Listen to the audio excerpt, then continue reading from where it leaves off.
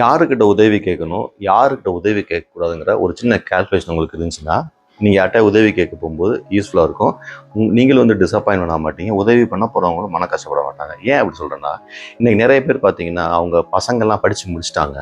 So வந்து நான் சொல்கிறது எல்லாமே மிடில் கிளாஸில் டாப்பர் இல்லாமல், ரொம்ப லோ இல்லாமல், மிடில் ஒரு ஆவரேஜாக படித்த பசங்க இருப்பாங்களே, அவங்களுக்கு ஜாப் கிடைக்கிறது பயங்கர கஷ்டமாக இருக்குது. அவங்க என்ன செய்வாங்க, ரிலேட்டிவ்ஸில் சொந்தக்காரன், ஃப்ரெண்ட்ஸு, இவங்க யாராவது டாப் கம்பெனிஸில் இருந்தாங்கன்னா அவங்க கூட ரெஸ்யூமை கொடுத்து என் பையனுக்கு ஏதாவது வேலை வாங்கி கொடுக்கல அப்படின்னு சொல்லுவாங்க.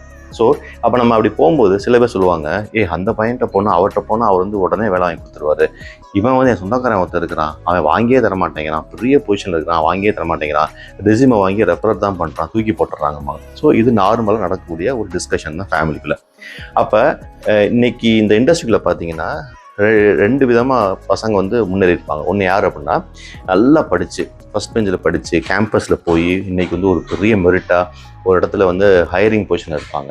அதே மாதிரி பேரலாக பார்த்தீங்கன்னா ஒரு ஆவரேஜ் ஸ்டூடெண்ட்டு கஷ்டப்பட்டு ஸ்ட்ரகிள் ஆகி அவனும் வந்து வேலை கிடச்சி அதே இடத்துக்கு வந்து நிற்பான். ஸோ இந்த மாதிரி ரெண்டு கேட்டகரி இருப்பாங்க. ஸோ நீங்கள் ஒருத்தர் உதவி கேட்க போகும்போது, உங்கள் பையனுக்கோ இல்லை உங்களுக்கோ உதவி கேட்க போகும்போது அந்த பர்சன் யாருன்னு நீங்கள் தெரிஞ்சுக்கங்க. அவங்க வந்து பயங்கர மெரிட்டாக படித்து ஃபஸ்ட் பெஞ்சிலே இருந்து அப்படியே மெரிட்டாக போனாங்கன்னா அவங்களோட அப்ரோச் எப்படி இருக்கும் அப்படின்னா, வாங்க உட்காருங்க, என்ன படிச்சிருக்கான் பையன், அப்படியா இவ்வளோதான் மார்க் எடுத்துருக்கானா, சரி நான் ட்ரை பண்ணுறேன், நான் வந்து ஹெச்ஆர்ட்ட கொடுக்குறேன், அவங்க காண்டாக்ட் பண்ணுவாங்க மார்க். இதுதான் வந்து ரொம்ப நார்மலாக ஒரு சுப்பீரியராக படித்த ஒரு பையன்கிட்ட போய் உதவி கேட்டிங்கன்னா இப்படி தான் செய்வாங்க.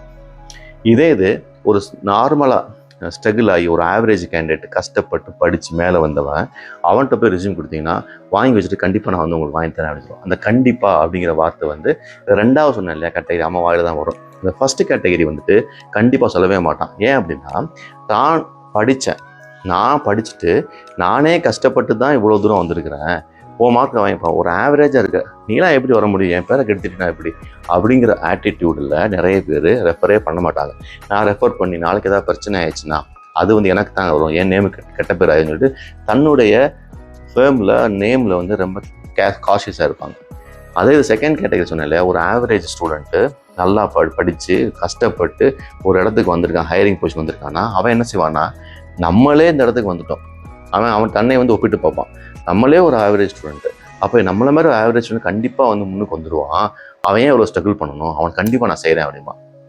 ஸோ இதுதான் இங்கே இருக்கிற ரெண்டு டிஃப்ரெண்ட்டான வித்தியாசம். ஸோ நம்மளாம் என்ன செய்வோம், யார்ட்டையா கொடுத்துட்டு அவங்க எல்லாம் நல்லா இருக்காங்க, ஆனால் நம்ம ஒரு உதவின்னு போய் கேட்டோம்னா ஹெல்ப் பண்ண மாட்டேங்கிறாங்க அப்படிம்பாங்க. ஸோ இது ரெண்டு கேட்டகரி நீங்கள் பார்த்துக்கணும். யார்கிட்ட நீங்கள் ரெஸ்யூமை கொடுக்குறீங்க, யார்கிட்ட போய் ரெஃபரல் கேட்குறீங்க, யார்கிட்ட போய் உதவி கேட்குறீங்கன்னு முக்கியம். ஸோ ரெண்டு பேருமே வந்து வாழ்வியலை பேஸ் பண்ணி தான் வந்து அப்ரோச் பண்ணுவாங்க. இது கேட்டகரி 1 தப்பு கிடையாது, கேட்டகரி 2 தப்பு கிடையாது, ரெண்டுமே சரிதான். வாழ்ந்த விதம் தான் முக்கியம். ஸோ நீங்கள் நல்லா படிச்சிங்கன்னா யார் உதவியும் தேவையில்லை, நீங்கள் வாட்டுக்கு போயிடலாம். ஒரு ஆவரேஜ் ஸ்டூடெண்ட் வந்துன்னா ஸ்ட்ரகிள் ஆகும் 2 இயர்ஸ். அப்போ நீங்கள் உதவி கேட்டு போகக்கூடிய ஆள் யார் இருக்குன்னா உங்கள் கேட்டகரியிலேயே உங்களை மாதிரியே கஷ்டப்பட்டு வந்தவன்ட்ட போனால் மட்டும்தான் அது புரியும். நீங்கள் உங்கள் ரெஸ்யூமை தூக்கிட்டு ஒரு சுப்பீரியராக பயங்கரமாக படித்த ஒருத்தவன்ட்ட போனீங்கன்னா அவனை கம்பேர் பண்ணி உங்களை நார்மலான பர்சன் தள்ளி விட்டுருவான்.